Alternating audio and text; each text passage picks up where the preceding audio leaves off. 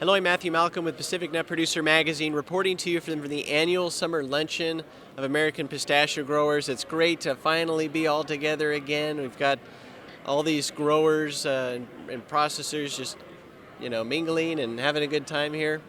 Wanted to talk about some of your presentation today regarding an update on the crop, where we are at. We're getting ready for hopefully a really good harvest this year. Can you tell us about it? Yeah, well, this year will be an off year for our industry. Last year we did have our largest crop ever.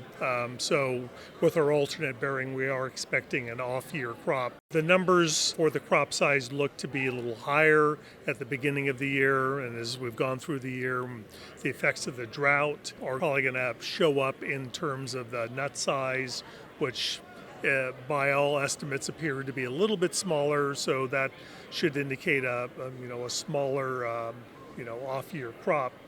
But having said that, as I'm talking with growers, things look to be progressing pretty good out in the fields. We're just finishing up our nut fill period for our commodity, and so things look on track for a harvest to begin about mid-August.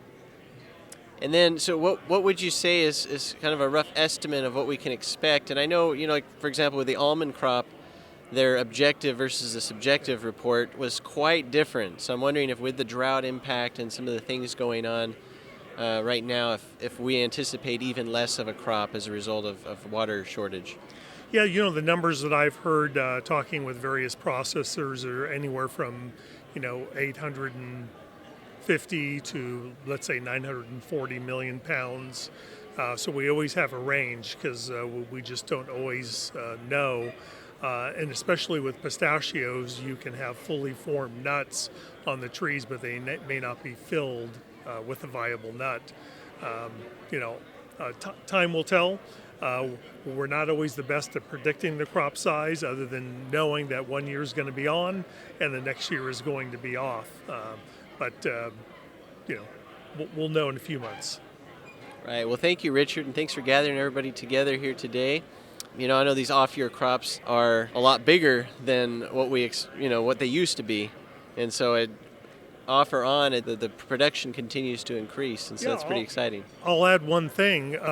Even though this is an off year, this still should be our third largest crop in our history, following the 2020 on-year crop and the 2018 on-year crop. So it just shows with all the new acres that are coming in, and as the crop size gets larger, what effect it has in total volume.